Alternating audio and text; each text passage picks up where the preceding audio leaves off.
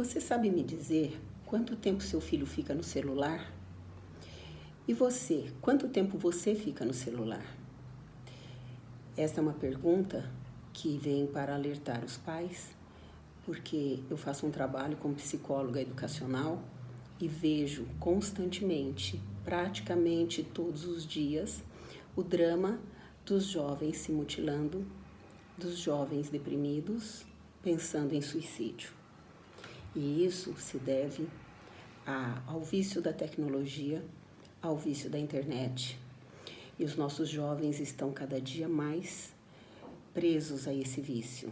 E os pais que também estão se prendendo não percebem. Não percebem que os filhos estão usando mangas longas, eles não sabem que está calor e a criança, o adolescente está de manga longa. Eles nem percebem, eles estão ocultando os riscos nos braços, porque eles se mutilam.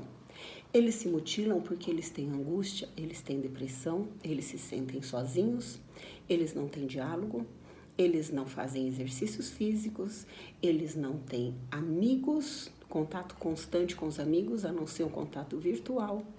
Eles entram nos sites de suicidas, eles ouvem músicas bads, essa é a novidade também, música bad, é música para ficar triste.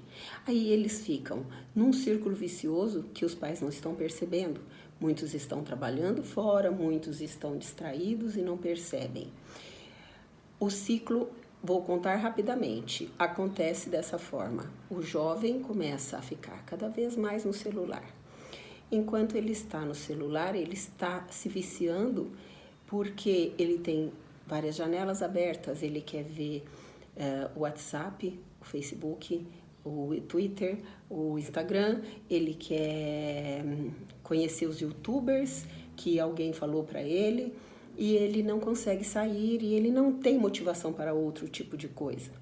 Então ele fica no celular e ele passa quase que a tarde toda, um grande período da tarde ao celular. Depois os pais chegam, eles jantam, ele faz alguma coisinha em família ou não faz nada, vai para o quarto, como se fosse dormir, e vai com o celular. Coisa que os pais deveriam levar para o quarto deles, porque o jovem liga o celular e continua imerso nessa internet, nessas redes sociais, ele não consegue se desvencilhar. E ali ele dorme tarde, muitas vezes de madrugada. No dia seguinte ele vai para a escola, não rende, muitas vezes dorme, se sente mal porque ele está fora daquele mundo, o mundo escolar para ele não tem mais sentido, as notas caem e ele vai para casa. Chega em casa, um pouco ele às vezes faz algum serviço, algum dever que a mãe deixou para que ele fizesse, muitas vezes não faz nada, almoça, deita, dorme. Dali a pouco ele acorda e volta para o celular. E assim, ele dormiu por quê? Porque ele já dormiu tarde, ele tem sono. Então é um círculo vicioso. Ele dorme, depois ele acorda, ele volta para a internet, depois à noite ele continua na internet, no dia seguinte ele não produz na escola e quando ele chega em casa ele tem que dormir novamente e depois ele é chamado para o vício da internet.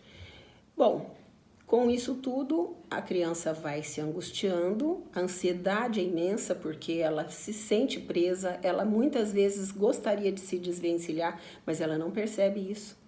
Ela se sente presa, ela se sente angustiada e ela vai se deprimindo. Enquanto ela dorme ou fica sentada curtindo a internet no seu celular, ou jogando um videogame, ou maluco num joguinho da Free Fire e outras coisas mais, que hoje é a febre, esse jovem vai se deprimindo porque ele não faz um esporte, ele não tem contato social, ele não vê amigos, ele não tem mais turma. Turma hoje em dia é difícil, não é aquilo que é o fundamental. Então, eles ficam inertes. Sem exercício físico, não existe produção dos hormônios da felicidade. Falta endorfina, falta serotonina e esse jovem vai se deprimindo cada vez mais. Com a depressão, vem a automutilação, que infelizmente virou moda, porque eles aprenderam em algum lugar que cortar o braço vai aliviar a dor emocional. É uma crença. E aí eles se mutilam e depois eles têm que usar mangas compridas, porque eles têm que esconder aquilo. E quando essa automutilação já não faz mais sentido, eles vão pensar em suicídio.